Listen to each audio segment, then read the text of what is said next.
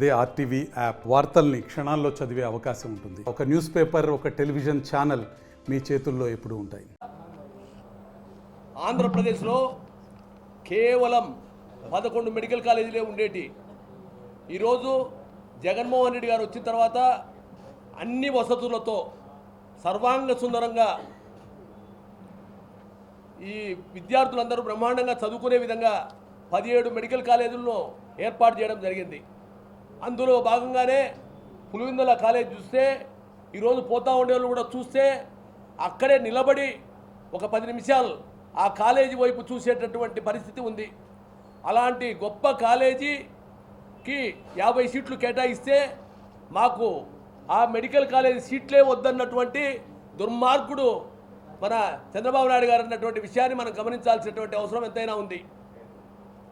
ఆయన ఈరోజు పులివెందుల మెడికల్ కాలేజీకి డాక్టర్ వైఎస్ రాజశేఖర రెడ్డి గారి మెడికల్ కాలేజ్ అని పేరు పెట్టడం జరిగింది. కానీ ఆ పేరును నేడు తొలగించడం జరిగింది. ఇంతకంటే దుర్మార్గమైనటువంటి పరిస్థితి ఎక్కడైనా ఉందా అని చెప్పి సూటిగా ప్రశ్నిస్తూ ఉన్నా. రాజశేఖర రెడ్డి గారు డాక్టరే కాకుండా పులివెందుల ప్రాంతానికే కాకుండా కడప జిల్లాను బ్రహ్మాండమైనటువంటి అభివృద్ధి పరిచినటువంటి విషయాన్ని, అదేవిధంగా 2 రాష్ట్రాలను కూడా అభివృద్ధి చెందినటువంటి విషయాన్ని గమనించాల్సినటువంటి అవసరం ఉంది. అలాంటి గొప్ప నాయకుని పేరును ఈరోజు మెడికల్ కాలేజీకి తొలగిస్తానంటే ఇంతకంటే దుర్మార్గమైన విషయం ఉందా అని సూటిగా ప్రశ్నిస్తూ ఉన్నా. అదేవిధంగా రిమ్స్ రాజశేఖర రెడ్డి గారు లేకపోతే రిమ్స్ మెడికల్ కాలేజ్ కానీ రిమ్స్ ఆసుపత్రి కానీ లేనటువంటి విషయాన్ని మనం గమనించాలా. ఈ రిమ్స్ సూపర్ స్పెషాలిటీ ఆసుపత్రి ఇక్కడ ఏర్పాటు చేస్తే అక్కడ కూడా రాజశేఖర రెడ్డి గారి పేరును తొలగించడం జరిగింది.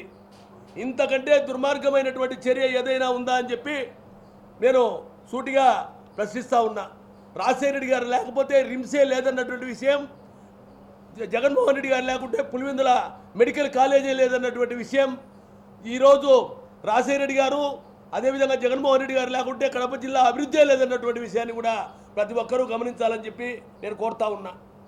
ముఖ్యంగా చిత్తూరు జిల్లా బంగారుపాలెనికి మామిడి రైతుల యొక్క స్థితిగతులు తెలుసుకోవడానికి, మామిడి రైతులకు సరైన గిట్టుబాటు ధర లేదన్నటువంటి విషయాన్ని తెలుసుకోవడానికి జగన్మోహన్ రెడ్డి గారు చిత్తూరు జిల్లాకు పోతే అక్కడ ఒక రైతు అంటే వైసీపీకి చెందినటువంటి రైతు తల పలగొట్టినటువంటి విషయాన్ని కూడా మనం గమనించాలా.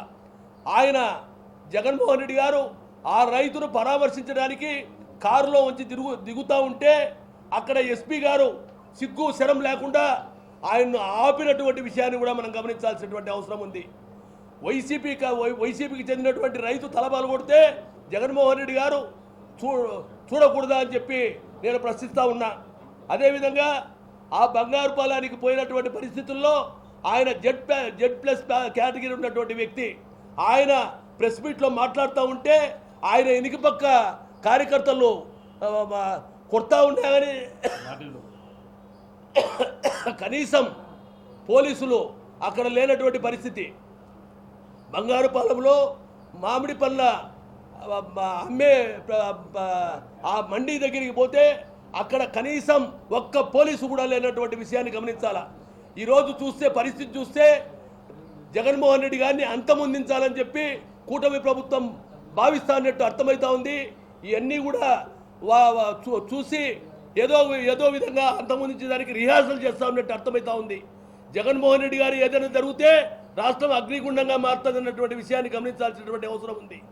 కాబట్టి ఇప్పటికైనా జగన్మోహన్ రెడ్డి గారికి సరి అయినటువంటి రక్షణ కల్పించకపోతే రాష్ట్ర ప్రభుత్వం ప్రజల దృష్టిలో నీచమైనటువంటి ప్రభుత్వంగా గుర్తింపు పొందుతున్నటువంటి విషయం గమనించాల్సినటువంటి అవసరం ఉంది. ఒక మాజీ ముఖ్యమంత్రి జెడ్+ కేటగిరీ ఉన్నటువంటి వ్యక్తికి ఇచ్చేటటువంటి గౌరవం ఇదేనా అని చెప్పి నేను సూటిగా ప్రశ్నిస్తూ ఉన్నా. కాబట్టి జగన్మోహన్ రెడ్డి గారు ఎక్కడికి పోయినా తండోపతండాలుగా జనం వస్తూ ఉన్నారు, వేలాదిగా జనం వస్తూ ఉన్నారు, లక్షలాదిగా జనం తరలి వస్తూ ఉన్నారు. ఆ విధంగా జనం తరలి వస్తూ ఉంటే చూడలేక ఈ డైవర్ట్ పాలిటిక్స్లో భాగంగానే ఈయన ఇష్టం వచ్చినట్టు చేస్తూ ఉన్నటువంటి విషయాన్ని గమనించాలా. ఆయన కేవలం ఎన్ని రోజులని ఈ డైవర్ట్ పాలిటిక్స్ చేస్తారు. మీరు నిజంగా చిత్తశుద్ధి ఉంటే రాష్ట్ర అభివృద్ధి చేయండి, అభివృద్ధి చేస్తానని చెప్పి మీరు అధికారంలోకి వచ్చినటువంటి మీరు అభివృద్ధి కోసం పాటుపడండి. కానీ మీ ఇష్టం వచ్చినట్టు ఈ విధంగా చేస్తా పోతే మిమ్మల్ని ప్రజలు చిత్తరించుకొని వెంటబడే రోజులు వస్తాయి. రాజశేఖర రెడ్డి, జగన్మోహన్ రెడ్డి గారు 100% వచ్చే ఎన్నికల్లో మళ్ళీ సీఎంగా రావడం అనేది తథ్యం. సూర్యుడు తూర్పున ఉదయించడం ఎంత వాస్తవమో జగన్మోహన్ రెడ్డి గారు మళ్ళీ ముఖ్యమంత్రి కావడం అంతే వాస్తవం అన్నటువంటి విషయాన్ని గమనించాలా. మీరు ఎన్ని రకాలుగా జగన్మోహన్ రెడ్డి గారిని బెదిరించాలనో ఓటు చూస్తే ఎవరు తరం కాదు. ఆయన 16 నెలలు జైల్లో పెట్టా, 17 కేసులు పెట్టా. ఆయన సోనియా గాంధీకే భయపడలే. మీలాంటి చెత్త వాళ్ళకు భయపడతారని చెప్పి నేను మాట్లాడుతూ ఉన్నా. జగన్మోహన్ రెడ్డి గారు ముఖ్యమంత్రి కావాలని రాష్ట్ర ప్రజలందరూ ఎదురు చూస్తూ ఉన్నారు. రాష్ట్ర ప్రజలు జగన్మోహన్ రెడ్డి గారి కోసం ప్రాణాలను పెంచడానికి సిద్ధంగా ఉన్నారు. జగన్మోహన్ రెడ్డి గారిని గెలిపించడానికి సిద్ధంగా ఉన్నారు అన్నటువంటి విషయాన్ని అందరూ గమనించాలని చెప్పి నేను కోరుతా ఉన్నాను. మరిన్ని వీడియోస్ కోసం ఛానల్ ని సబ్స్క్రైబ్ చేయండి. లేటెస్ట్ అప్డేట్స్ కోసం వాట్సాప్ ఛానల్ ని ఫాలో చేయండి. అండ్ లింక్ డిస్క్రిప్షన్ లో ఉంది.